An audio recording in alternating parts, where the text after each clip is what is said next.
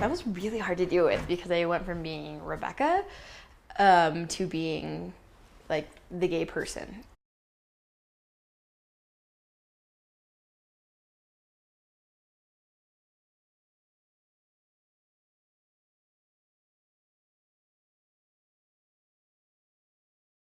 When people find out you're gay, it raises something in them. They feel endangered. They want to change you. And I've even had a priest once in high school tell me that, I need to redeem my life in my sociology class in front of the whole class. And I had an argument with him. Speaking up for myself publicly was a really, really empowering moment for me at such a young age. For Rebecca Preston, coming out as gay at the young age of 13 wasn't by choice, a friend told, and all of a sudden her whole life seemed to be on the internet for what seemed like the world to see. Classmates used social networking and instant messenger to harass her almost every day. It was really horrifying, and I remember feeling so upset all the time and just like crying all the time. I definitely was extremely suicidal for a very long time, just being like really, really overwhelmed by what that felt like. Rebecca's story could be a faint echo of Rutgers University student 18-year-old Tyler Clementi, who committed suicide last week after discovering his roommate had taped him during a sexual encounter with another man and posted the video to the web. What's, I think, feels so out of control about this is it is out of control. It's now on the internet somewhere. Person doesn't know where it's gone, doesn't know who knows it, doesn't know how they're going to be able to refute it, in fact knows that they can't refute it, and it's just out there and sort of smoldering for the next person to pick it up and use it against them.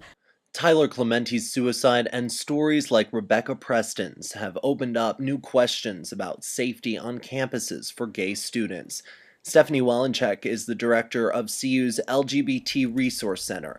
It's important, she says, to remember that tragedies like Tyler Clementi's suicide can happen anywhere. It's hard to say, oh, this is a safe campus, everyone's happier. I don't think we're there at all. And I think we're moving in hopefully a place where we're always trying to reduce the amount of homophobia and transphobia, biphobia on campus. Still, for Rebecca, the pain of those first years of being open about her sexuality is unforgettable, but maybe for good reason. I do think about it quite a lot as more of a really good learning experience and how I treat people in themselves, because I know for a good while, like, it stunted my growth.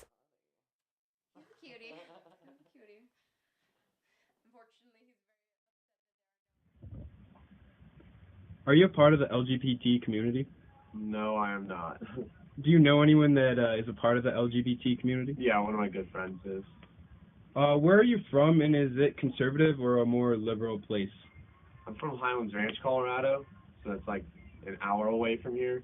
And I would say it's a very conservative place. Like, everything is the same. They're not accepting, really, of other people. It's kind of more old-fashioned values. Very old-fashioned. Do you know anyone in the LGBT community? I know several people, actually. Where are you from? I'm from Aurora, Colorado. And comparing to your hometown, do you feel that Boulder is a more accepting community? I think it's by far more accepting, and it's just more open. People are more comfortable talking about it here compared to there. Awesome.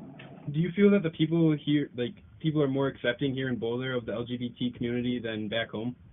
I would say that it's definitely more accepting here in Boulder because it's a very liberal place, which I like, that everyone's more accepting of others. And yeah, I definitely would say so. So you feel that the LGBT community has a place here in Boulder and that they are very well accepted?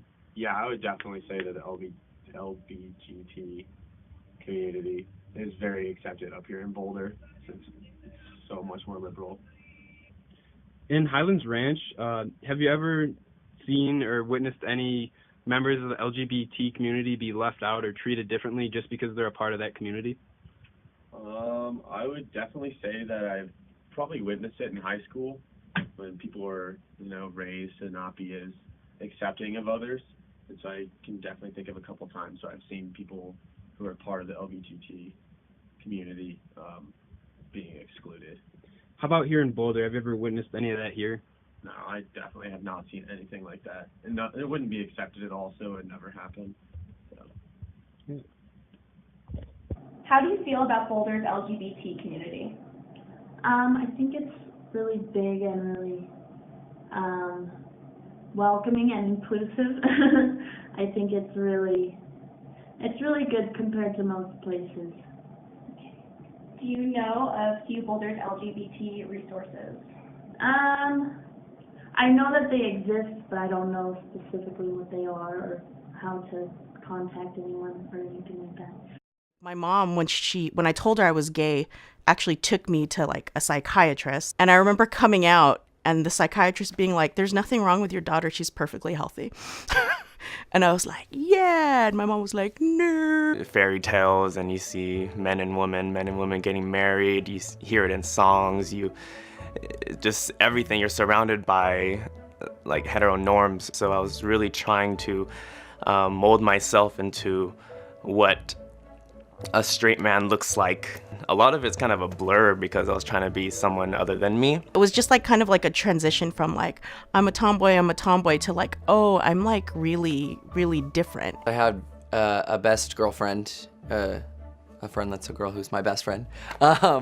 And about the same time that I came out, she did as well. And it was just really helpful to have two people doing that at the same time, and it kind of brought us closer together. Even when I was coming out, like, I still had the things that I've heard from like friends and family growing up about, you know, gay people.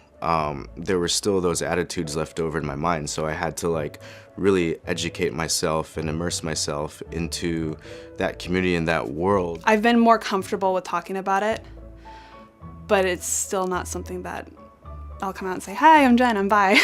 One of my closest friends, I had been talking to her about how I had been dating a girl, and I really thought she was really cute, but I also liked a guy too, and she said, she got really fed up with me, and she said, "Well, you have to pick sometime, like whichever one you're gonna be with. What does their gender have to do with how I feel about them?" There's so many different colors on the LGBTQ spectrum. You know, there's trans, there's, you know, lesbians, bi, you know, gender fluid, gender queer. There's so many subgenres of like, you know, people that exist in our community. At the end of the day, I really had to accept that there wasn't really a single subculture that was gonna define me. I had to accept that I was made of all of these things and that all of these identities don't necessarily make me. Be accepting of yourself, even though other people might not do it. Maybe I lost a few Facebook friends over it, but at the end of the day, that's okay. How you feel is not what everyone says that you are.